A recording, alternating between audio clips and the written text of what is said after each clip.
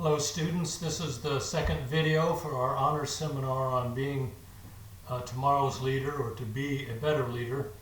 And this one addresses the topic of ethics, which I think is one of the very most important topics in leadership, in part because it does not get enough attention among aspiring leaders or people that find themselves in a leadership position. I'll say more about that in just a minute. So the topics for this video will be why ethics don't get more attention before the ethical dilemmas come up, because they will surely come up. They're always there. Secondly, how we approach this learning session, what I'm asking you to do and what I'll do. This one will be different than many other sessions in the course, and I want to make clear how it will be different. Third, I want to give you some assignments so that you're ready for it, because this session will start on the second Tuesday of class, which I think is August 17th, and go through August 19th. And then I want to identify a few of the cases that we'll use, and I'll ask you to try to solve some cases, and I'll tell a couple stories about cases that I was involved in, all in an effort to get you educated about the way that ethical issues come up and what you as a leader can do about them, because they, as I said, they are a continuous part of being a public leader or trying to lead when you can make a difference. So let me begin by talking about why ethics aren't more of a central focus. You know, I held lots of positions in various universities, University of Oklahoma and in Maine and then several others. And I made it known somewhere along the way that I was interested in being a leader, and I never got a course on ethics. Now, universities do have some very good courses on ethics, often in philosophy departments and sometimes in professional departments.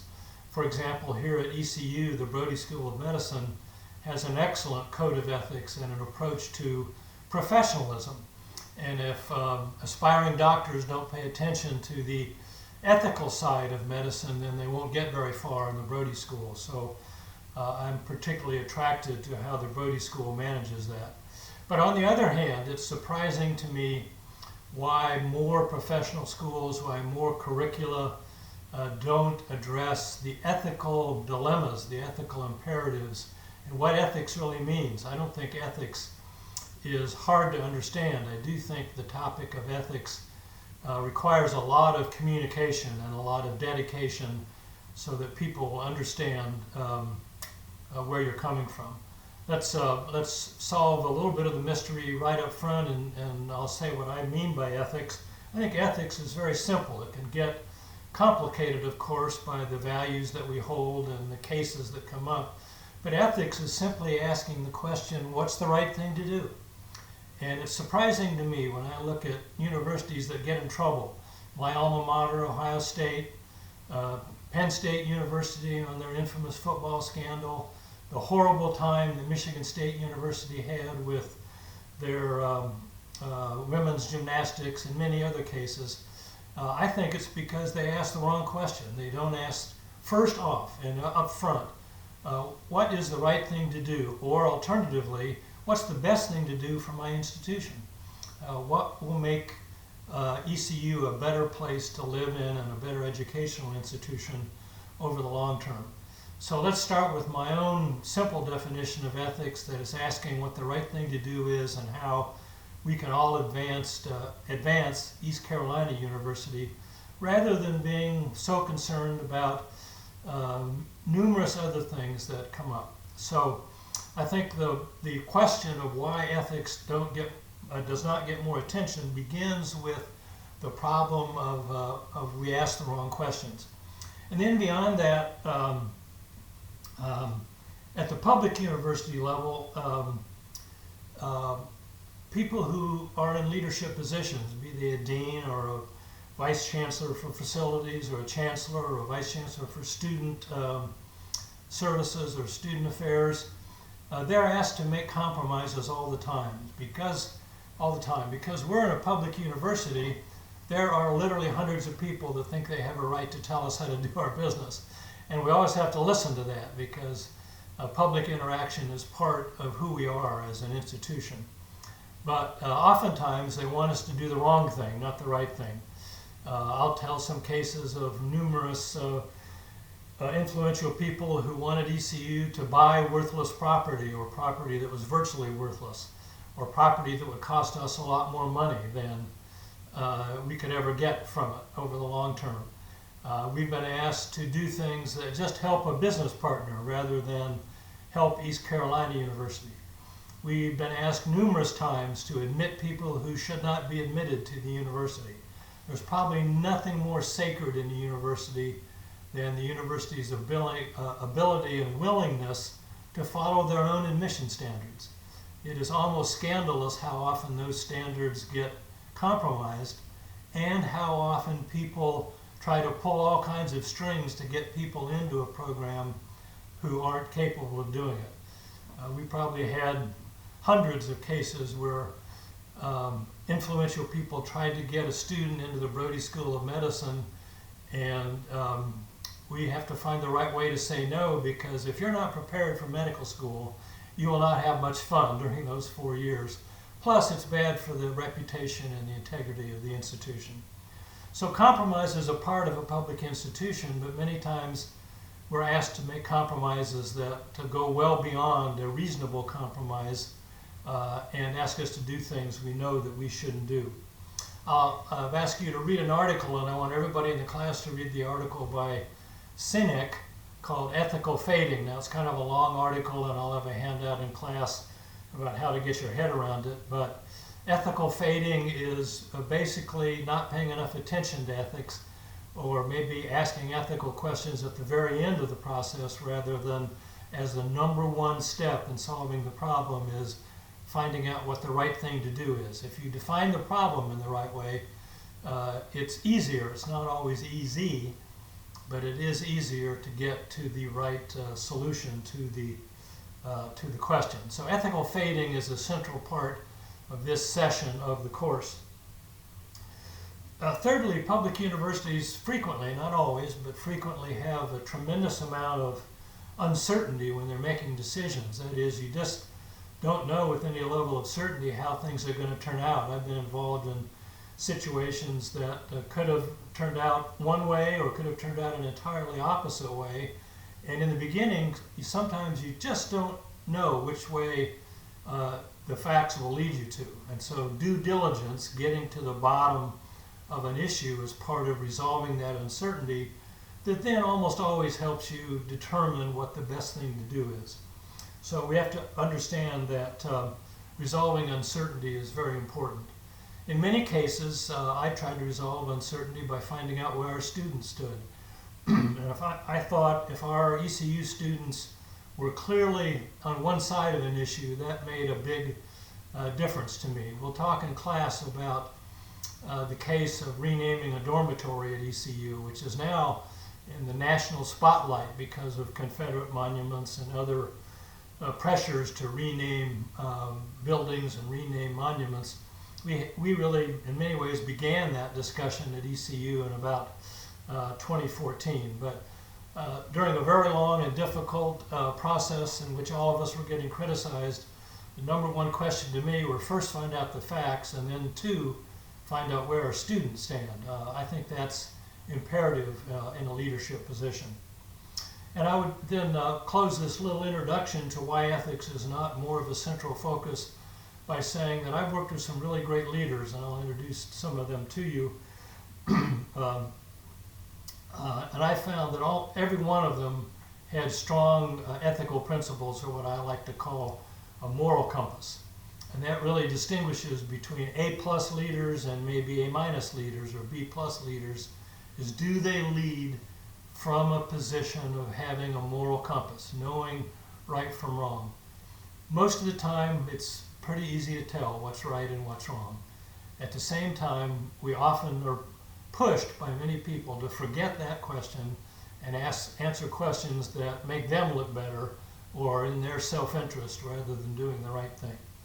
So those are some of the reasons why ethics is not more of a central topic in leadership. as you'll see in this class, it's my very first session after we introduce the course and after we define leadership. And I do that for a reason. I think that all of us have to pay attention to ethics because it is so easy to make compromises in the wrong fashion. Compromise is a part of our world, and I prided myself in finding compromises so that good people would understand what kind of institution we have. But there were some values that I don't think should ever be compromised because they're too central to who we are as an institution. So brief pause here, and then we'll get into the next set of topics. Okay, we're back on the topic of ethics, our second session in the class on leadership. And I've explained why ethical principles often get shortchanged or not even addressed when we're trying to solve problems. I now want to move to the nature of these 2 days, this session on ethical principles, because it's different than most of the other sessions in the class. It's different in the following ways. We'll spend more time reading. There's actually a lot of reading for 1 week's time period. So to help with that, the second major difference in the approach that we'll take is that we'll divide up into teams. I'll ask everybody to do a couple things, but then we'll have 4 teams that are asked to answer the questions that I'll hand out in class. I'll hand out ethical questions and dilemmas on Wednesday, August the 12th. So you'll be getting that handout on the second class period, possibly on the first class period, but I've got it almost already. So we'll divide up into teams, and the teams will lead the class discussion. In a flipped classroom, which is what we're trying to do here, I really want you to be the problem solvers. I'm giving you a lot of information, and I want to have a good class discussion about how to use that information to have a better understanding about the kinds of ways that we can be a good leader. So team problem solving will be very important, and also we'll try to get to some solutions of dealing with ethical fading. Again, Senec's concept of why we shortchange ethics. It's a tough one to solve, but I think we can all make some suggestions on how we get to a better place. And I'll give you some very influential people like Margaret Chase Smith, and talk about her code of ethics. We'll probably talk about Ben Franklin, who tried to get engaged in what he called the Moral Perfection Project.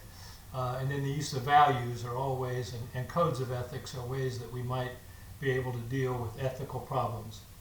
So my own view, just a quick summary of that question of how we get better on ethical principles. I think all great leaders start by asking the question, what's right and what's wrong here? And when you do that, I think you're 10 times more likely to come to the right answer to your ethical question. Secondly, I like to use people that have spent a lot more time than me in thinking about ethics and thinking about the good character that we all strive for. And I use their examples to try to shape some discussion. So one of the things I'll use is David Brooks' recent book called The Second Mountain. David Brooks is a New York Times reporter, lifelong Republican, very accomplished publisher and writer, and a person who I respect, even though he and I probably disagree on lots of things about the way the world works. I almost never don't understand where he's coming from. I think he usually makes a reasoned and a principled approach to solving problems. He has a concept called hyper-individualism, and I think today's society has too much individualism and not enough of the motto of the United States of America, which is E pluribus unum, a Latin phrase meaning all for one. And I'd like to see us get to more of a question of what's best for society rather than what's just best for me. We always have a mix of those two things, never one or the other, but sometimes we get out of balance, and David Brooks thinks we're way out of balance on the individualism. And then I'll ask you to, matter of fact, I'll ask you right now, is everybody in the class find out who Niccolò Machiavelli was. All honor students should know the great political philosopher from Italy, Machiavelli. And Machiavelli is famous for a certain perspective that he wrote in the book called The Prince about how a prince can be successful. So I want you to just know what Machiavelli's role in Italian government was, and see if you can decipher what his fundamental advice to the prince or to the leader was. I think he has his recommendation, which I'm not condoning at this time, is very important to understanding the ethical dilemmas that we face. And then the last part of this approach to this session is we do want to get into the question of ethical fading, which is the reading from Cynic. That's in your reading packet. And we want to address the question of how significant ethical fading is. I need your reactions to whether this is a big problem or a little problem. So that's kind of what we'll do in this session. And let me just quickly summarize, and I'm going to quit for now, and you can get to your reading and get to your teamwork. What I want you to do on the ethics side. First, I want you to read as much as you can, even though there's too much reading or an awful lot of reading in this session. But I'd like everybody to read the Cynic chapter on ethical fading, and I'd like everybody to read as much of the rest as you possibly can. I think some of the readings are very short. Mayer's article on problems in Ohio State football, I think, is indicative of what often happens in the most competitive and the most successful athletic programs. We didn't have as much of that at ECU, but we had more than I liked. So the Meyer article about Coach Urban Meyer at Ohio State, that's my alma mater, so I know a lot about what went on at Ohio State, is an excellent learning tool for figuring out why ethical problems come up. Third, as I just mentioned, another thing I'd like you to do is identify who Machiavelli was and why he's significant to the question of ethics. And then use the additional readings. There's some readings from Margaret Chase Smith and from David Brooks and from a few others to try to answer the questions of how we get better at ethics. What are the possible solutions when we face fundamental ethical conflicts, when very important people ask us to do things that we know are wrong? How do we work our way through that? I'll use a case in class of ECU asking to make some fundamentally wrong ethical decisions, all in an attempt to save our dental school. And this is a very tough issue, and I'll go through a little bit of that in class. So that's basically what I'll have you do. I'll say more about that during the first week of class, and we'll identify the teams that will help us lead the discussion on ethics during session 2. So that will conclude my overview and brief introduction to ethical problems and the need to find a moral compass. And you will shortly find more videos from me on the Canvas website for Honors 2013. Take care.